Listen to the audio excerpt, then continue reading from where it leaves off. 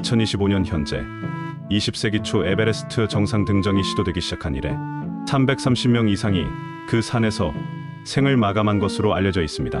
그 수는 해마다 조금씩 늘어왔습니다. 눈사태, 추락, 극심한 추위, 고산병, 그리고 한계에 다다른 탈진. 이 모든 것이 목숨을 앗아간 줄은 이유입니다. 특히 해발 8,000m를 넘는 데스존. 이로는 산소 농도가 위험할 정도로 낮아 구조조차 거의 불가능합니다. 그곳에 남겨진 시신들은 마치 산이 품은 비밀처럼 지금도 눈 속에 묻혀 있습니다. 그리고 그 죽음의 경계에서 등반자들이 마지막으로 보았다는 그림자가 있습니다. 오늘 우리는 그 그림자의 정체, 에베레스트의 유령에 대한 이야기를 시작하려 합니다. 에베레스트 북측 8,520m 지점, 75년간 눈에 덮인 진실의 파편은 돌처럼 단단했습니다. 하얗게 바랜 피부, 정상을 향해 여전히 뻗어있는 오른팔. 그는 마치 아직도 정상에 닿으려는 중인 것처럼 그 자리에 누워 있었습니다. 그리고 모든 산악인을 끌어들이는 에베레스트의 유령이 되었습니다. 인간은 왜 죽음을 무릅쓰고 산을 오르려 하는 것일까요? 이 질문은 여전히 현재 진행형이죠. 거대한 자연 앞에서 인간은 늘 작고 약하지만 그럼에도 불구하고 우리는 아주 오래전부터 정상이라는 단어에 이끌려 살아왔습니다. 도대체 왜 오르려 하는가? 어차피 내려올 텐데. 그 질문에 대해 어떤 이는 대답합니다. 그것이 거기에 있으니까요. 하지만 이 짧은 문장 하나 뒤에는 한 인간의 삶과 신념, 그리고 죽음이 고스란히 담겨 있었습니다. 지금부터 그 문장을 신화로 만든 사나이, 에베레스트 8,848m의 유령의 이야기를 들려드리려 합니다. 유령이 되어버린 그는 영국의 한 등반가였지요. 그가 남긴 말, 산이 거기 있으니까라는 한마디는 그를 살아서는 전설이었고 사후에는 신화로 만들었습니다. 1924년 조지 리 멜러리. 그는 에베레스트에 도전한 수많은 이들 중 가장 오래도록 흐려지는 이름입니다. 그가 마지막으로 목격된 것은 정상을 불과 몇백 미터 남긴 에베레스트의 허리쯤 되는 지점이었습니다. 그로부터 75년 후 1999년 그의 시신은 마치 깊은 잠에서 깨어나듯 다시 그 자리의 모습을 드러냈습니다. 얼어붙은 시간 속에서도 그의 눈은 아직도 하늘을 올려다보고 있었고 낡은 옷은 그가 유령처럼 떠돌던 멜러리임을 말해줍니다. 얼마나 떠돌았을까요? 그 황량한 8,000m 죽음의 지대를. 사람을 둘로 나누는 방식은 여러 가지가 있겠지만 가장 극명하게 갈릴 수 있는 분류는 어쩌면 이것일지도 모릅니다. 산에 오르는 사람과 오르지 않는 사람. 산을 오르지 않는 이들은 종종 묻곤 하죠. 진지한 궁금증일 때도 있지만 때로는 비아냥 섞인 조롱이 담기기도 합니다. 도대체 왜 그 고생을 하며 산에 오르는 겁니까? 어차피 내려올 거잖아요. 이 말은 어쩌면 당신은 왜 사십니까? 어차피 죽을 텐데라는 말과 비슷하죠. 일종의 철학적 우문현답 혹은 선문답일 수도 있지요. 거기에 산이 있으니까. 그 말은 조지 리 멜러리가 남긴 것으로 알려져 있죠. 하지만 그것은 엄밀히 말해 정확한 기록이 아닙니다. 진짜 멜러리의 대답은 좀 더 복잡했고 좀 더 인간적이며 동시에 좀 더 미스터리했습니다. 그가 진정으로 무엇을 보고자 했는지, 정상에서 어떤 풍경을 마주했는지는 그 누구도 알지 못합니다.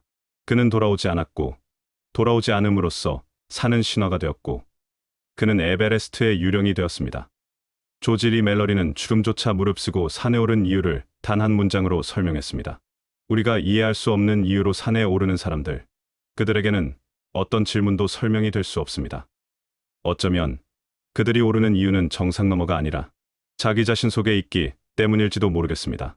그리고 지금도 어딘가에서 누군가는 그 미스터리에 이끌려 그와 같은 길을 오르고 있을지도 모르지요. 자, 그럼 전설이 되어버린 멜러리의 이야기를 좀 더 깊이 이어나가 보도록 하겠습니다. 1923년 그가 세 번째 에베레스트 원정을 앞두고 미국을 찾았을 때의 일입니다. 원정 자금을 마련하기 위해 시작된 강연 여행 중 한 미국 신문기자가 그에게 물었습니다. 왜 그렇게까지 에베레스트에 오르려 하십니까? 이미 수없이 들어왔던 질문이었습니다. 그는 그날도 어김없이 피곤했고 반복되는 취재에 지쳐 있었습니다. 그리고는 마치 짧고 단호한 선언처럼 짜증 섞인 말투로 이렇게 답했습니다. 그것이 거기에 있으니까요. Because. 이때요. 그것이란 당연히 에베레스트를 의미합니다. 그러니까 에베레스트가 거기에 있기 때문에 그 산에 오르려 한다. 지극히 단순하고 퉁명스러운 대답이었을지 모릅니다. 하지만 바로 그 한마디는 훗날 전 세계 산악 역사상 가장 유명한 전설이 되었습니다. 누군가는 그것을 선문답이라 불렀고 누군가는 인간 존재의 근원을 꿰뚫는 문장이라 평했습니다.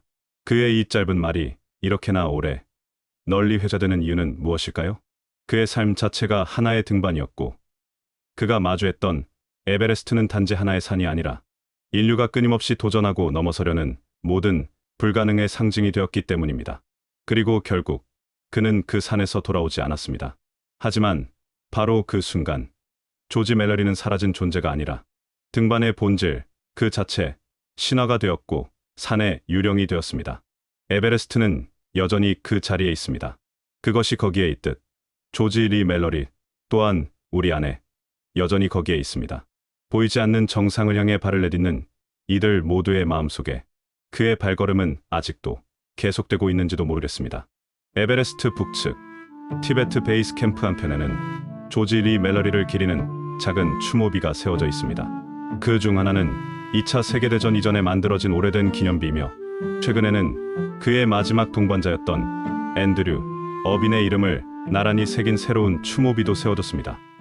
조지 리 멜러리는 1886년 영국 채셔주에서 목사의 아들로 태어났습니다. 케임브리지 대학교를 졸업한 그는 전형적인 영국 상류 계급의 교양인으로 자랐지만 그때 시절부터 그는 이미 산에 매혹되어 있었습니다. 처음부터 유별난 재능을 보인 것은 아니었습니다.